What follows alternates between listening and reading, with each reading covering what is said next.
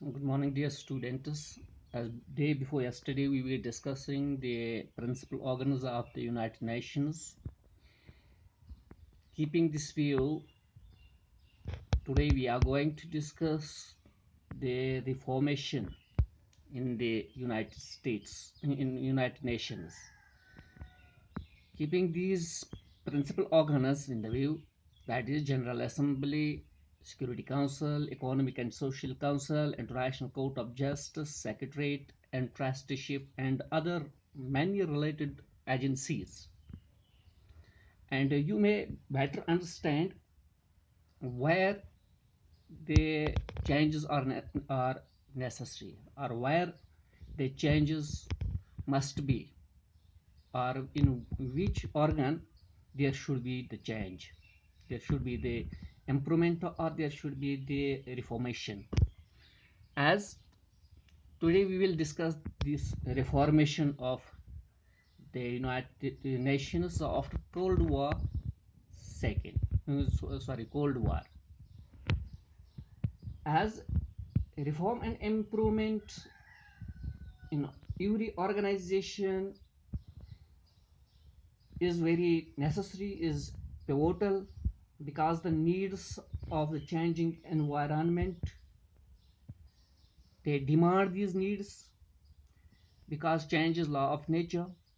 When the United Nations was formed, it was formed in 1945, immediately after the World War II. But the realities has changed, but the needs and demands have been changed from 1945 till date, especially of the whole political order, world political order, or we may say the global political order. It got changed after the Cold War, and there have been demands in recent years for a reform of the world body. However, there is little clarity and consensus on the nature of reform.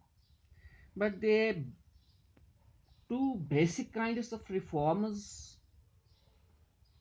face the UN. These were change in structure, organizational structure, जो आपने अभी इससे पहले देखा कि इसका structure क्या है, ऑर्गेनाइजेशनल स्ट्रक्चर, इसमें कहाँ पर चेंजेस की ज़रूरत है, और ये डिमांड्स हुई कि इसमें चेंजेस होनी चाहिए. और दूसरा कि प्रोसेसेस और रिव्यूज़ ऑफ इश्यूज़, इसमें भी चेंजेस होनी चाहिए, क्योंकि इसका मकसद था पहले वर्ल्ड वॉर सेकेंड के बाद कि सिर्फ पीस एंड ऑर्डर क्रिएट करना, पीस मेंटेन करना. मगर वर्ल्ड कोल्ड वॉर के बाद मोस्टली पीस तो इस्टेब्लिश हो गया, तो फिर इसकी कोई ज़रूरत ही नहीं थी यूएनओ की. मगर इन्होंने कहा कि नहीं, इसमें जो प्रोसेस हैं और इश्यूज हैं इनको फिर से हम रिव्यू करेंगे, और नए इश्यूज इसमें इन्वॉल्व होंगे जिनको हम रिसॉल्व कर सकते हैं. The reform of the organization's structure and process, and a review of the issues that fall within the jurisdiction of the organization, almost everyone is agreed that both aspects of a reform are necessary. On the reform of the structures and process, the biggest discussion has been on the functioning of the Security Council. Related to this has been the demand for an increase in this UN Security Council's permanent as well as non-permanent membership. Developing countries and other nations, especially the nations from the Asia, Africa, and South Africa, they demanded that the Security Council's membership, permanent as well as non-permanent membership, it should be increased. As you know, the Security Council comprises of 5 permanent members and 10 non-permanent members. These countries, they demanded that the membership it should be increased. But the Western powers, who are already the members of the Security Council, they demanded or they wanted improvements in the UN budgetary procedure and its administration. Now, the demands differ. The demands of Western countries and demands of the developing countries, especially from Asia, Africa, and South America. And on the issues to be given greater priority or to be brought within the jurisdiction of the UN, some countries and experts want that the organization to play a greater or more effective role in peace security missions, while others want its role to be confined to development and humanitarian work, health, education, environment, population control, human rights, gender, and social justice. They demanded that the UN should not only look after the peace and security, but also for peace and security, there are new threats. These threats are global poverty, these threats are starvation, these threats are health epidemics, diseases, in which, in some cases, or in some diseases, no individual country can fight against the particular disease. For example, the SARS, Ebola, and presently the COVID-19.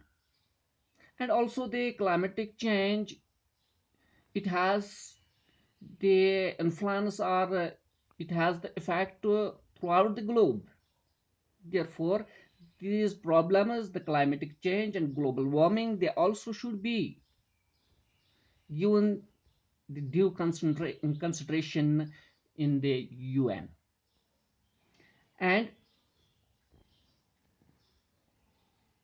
the UN, as all of us came to know, was established in 1945, immediately after the World War II. The way it was organized and the way it functioned reflected the realities of the world politics after the Second World War. But the realities has changed. After the Cold War, those realities are different. And many changes took place, many changes occurred. Among these changes, I may point out here some of them. For example, the Soviet Union after 1991 got collapsed. Prior to 1991, there were two superpowers, US and Soviet Union. Though they were two blocks, Soviet bloc and the US bloc. But after the World War, after the Cold War, or after the 1991, the bipolarity came into end and a unipolar system was established in which the US emerged as the superpower, or the US, it became the strongest power throughout the world and dominated the whole world. And also the another reality which got changed after the Cold War, that was Russia and US, they came closer to each other. They developed the cordial relations vis-a-vis the economy is concerned. In economic field, both the formal enemies prior to the end of the Cold War, they were daggers drawn to each other. But after the Cold War, they came closer to each other and improved their relations in economic field especially. And also the reality got changed that China is fast emerging great power, both militarily as well as economically. The China, it is growing faster and faster, and it is said in near future the China will be the most superpower, and it will put behind the US in the economic field. And also the another change which took place after the Cold War, that is rise of Asian economy, whether it is the SAARC or it is East Asian economy, means the ASEAN. The economy of the Asian nations, they got rise after the Cold War in 1991. And also another change which took place, increase in membership. As presently there are 193 members of UN, while as when it was formed in 1945, only 51 members signed the charter, signed the declaration. But presently, its membership has increased tremendously, as there are 193 member countries of a UN, and many new countries have joined the UN as they became independent from the Soviet Union or former communist states in Eastern Europe after the Cold War or after 1991. And also the new challenges, the whole new set of challenges confronts the world, like the genocide, civil war, ethnic conflicts, terrorism, and nuclear proliferation, climatic change, environmental degradation, and epidemics. In order to confront these issues, these challenges, the UN should keep in mind these new challenges, because these challenges are threat to the peace. If there is civil war, there is this ethnic conflict, there is genocide, or there is terrorism, these problems or these issues, they are the big challenges to maintain peace and order, peace and harmony in the world. Therefore, the need of the hour was to or is to make the changes or to make reformation in the UN. And this in this situation in 1989, as the Cold War was ended, but fully it came to an end in 1991. The question facing the world was, is the UN doing enough? Is it equipped to do what is required? What should it be doing and how? What reforms are necessary to make it work better? For the past decade and a half, member states have been trying to find satisfactory and practical answer to these questions. Therefore, the demands were raised to make reformations in the UN.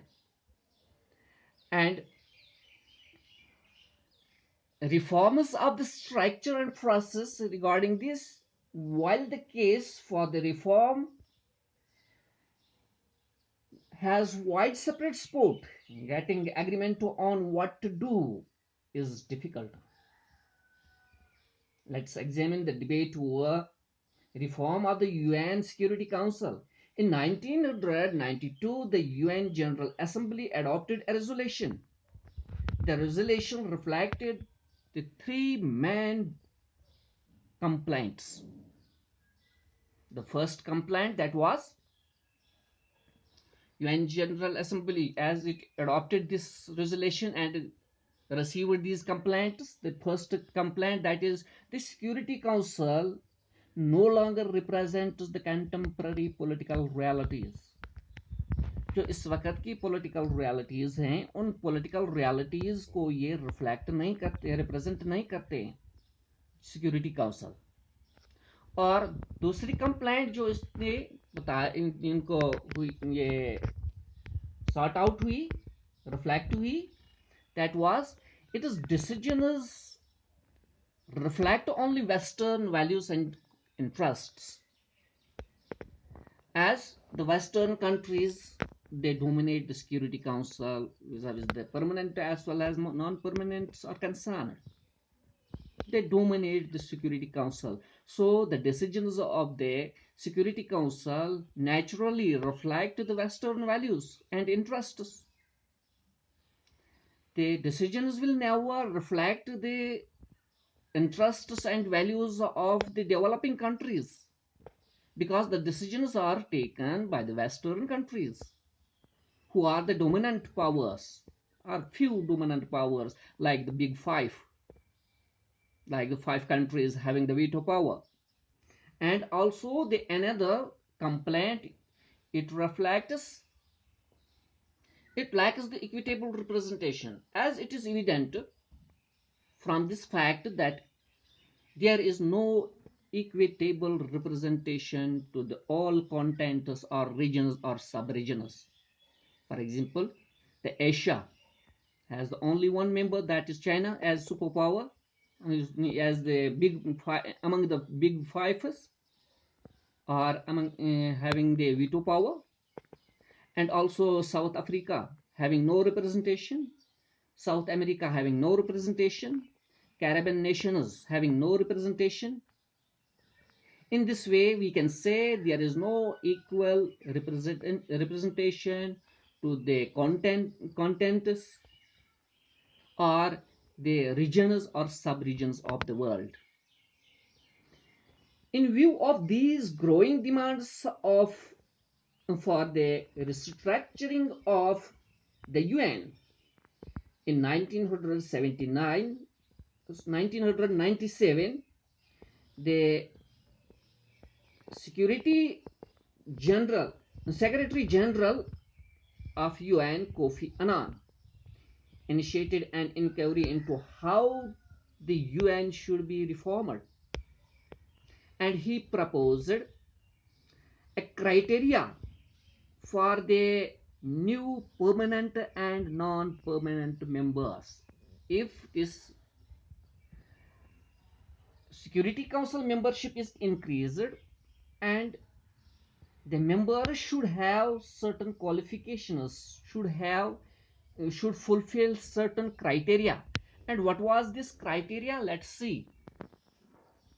The criteria proposed by Kofi Annan to become a new member of the Security Council. First, a country who wished to become the member of the Security Council, permanent member of Security Council, must be a major economic power. And also, it must be a major military power. And also, it should have substantial, it should be a substantial contributor to UN budget. वो UN budget को contribute regularly करना चाहिए, वो militarily powerful होना चाहिए, वो economically powerful होना चाहिए, and also a country must be big in the interests of population, population के एतबार से भी वो बहुत बड़ी होनी चाहिए. And also another criteria that was proposed is a nation that respects democracy and human rights. जो इसका मेंबर बनना चाहते हैं परमानेंट, वो रेस्पेक्ट करना चाहिए डेमोक्रेसी और ह्यूमन राइट्स को. And also a nation that represents world's diversity in terms of geography, economic systems, and culture. The country that would make the council more representative of the world's diversity. A country should fulfill these criteria in order to become the member of the Security Council, permanent member of the Security Council. Though there was no clarity about these criterias, each of these criteria has some validity. Government saw advantages in some criteria and disadvantages in others, depending on their interests and aspirations.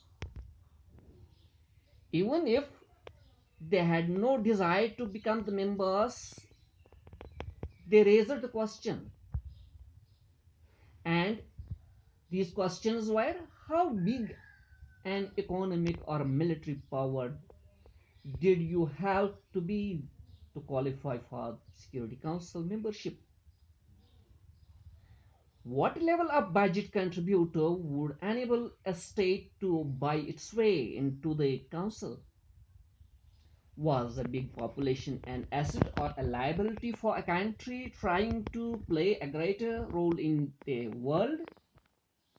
If respect for democracy and human rights was the criteria, countries with excellent records would be in line to be members.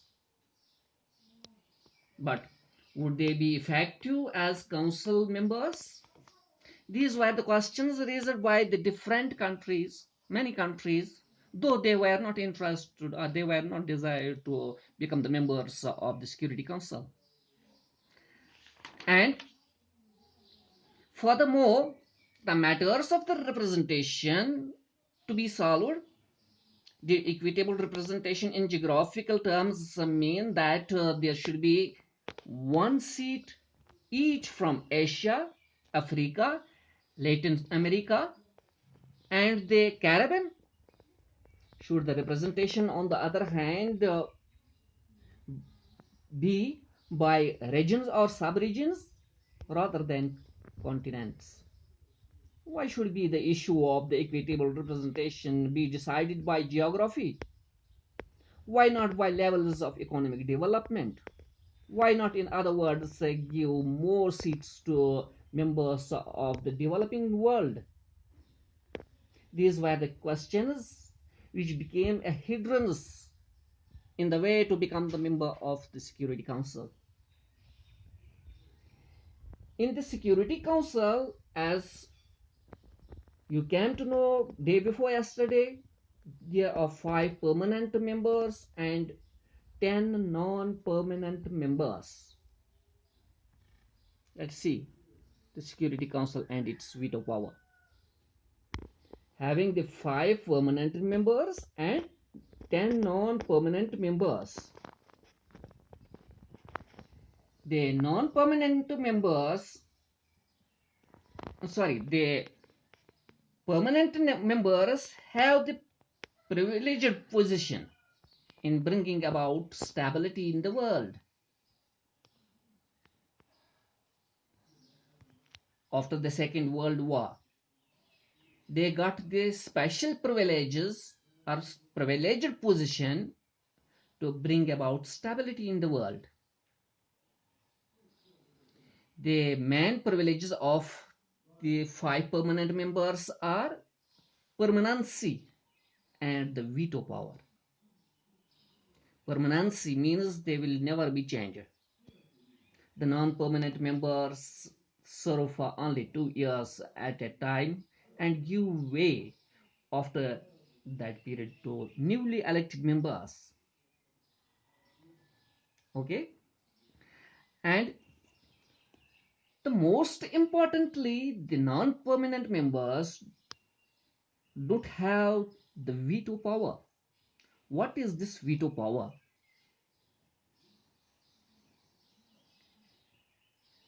In taking decisions, the Security Council proceeds by voting. All members have one vote. However, the permanent members can vote in a negative manner, so that even if all other permanent and non-permanent members vote for a particular decision, any permanent member's negative vote can stall the decision. This negative vote is the veto. Means कि अगर non permanent members और permanent members कोई decision लेंगे और 5 permanent members में से एक भी इस डिसीजन के अगेंस्ट होगा तो ये डिसीजन स्टॉल हो जाता है, यानी ये डिसीजन नहीं लिया जाता है। जब 5 के 5 बिग 5 जो हैं, USA, France, also UK, Russia, as well as China. When these 5 big powers they are satisfied with the decision, only then it gets passed. If one among them is not satisfied, at that time he can exercise his negative vote. जब वो satisfy नहीं है तो ये decision माना नहीं जाता है. And while there has been a move to abolish or modify the veto system. बहुत सारे कंट्रीज ऐसे हैं जिन्होंने ये डिमांड की थी कि ये वीटो सिस्टम जो है इसको ऑफ खत्म ही करो या इसमें ऑफ मॉडिफिकेशंस ला चेंजेस लाएं. There is also a realization that the permanent members are unlikely to agree to such a reform कि वो इसको नहीं मानेंगे, क्योंकि अगर हम देखेंगे तो ये बॉडी जो है इसका वैल्यू इन्हीं 5 पावर्स से है, और जब ये 5 पावर्स इस यूएनओ से अलग हो जाएंगे तो फिर उन्हें कोई नहीं रोक सकता है, उनको जो मर्जी आए वो कर लेंगे. वो किसी भी मुल्क पर हमला कर सकते हैं, वो किसी भी मुल्क पर ये राज कर सकते हैं. अब अगर वो बंधे हुए हैं तो सिर्फ इस यूएनओ से, इसलिए उनको ये स्पेशल प्रिविलेजेस के कारण ही यूएनओ चलता है, और उन्हीं की जो बजट की बजटरी सिस्टम है यूएनओ का, that depends upon this big 5 big powers. And they would do what they pleased outside if they are given the freedom of, if they are expelled from this UNO, or if they are not given this dominance in the Security Council, they can do whatever they wish to do. And this was all about the reformations of the UN. Inshallah, what is the jurisdiction of the UNO? In the next video I will make you try to make you understand. तब तक के लिए इजाज़त दीजिए. खुदा हाफिज़.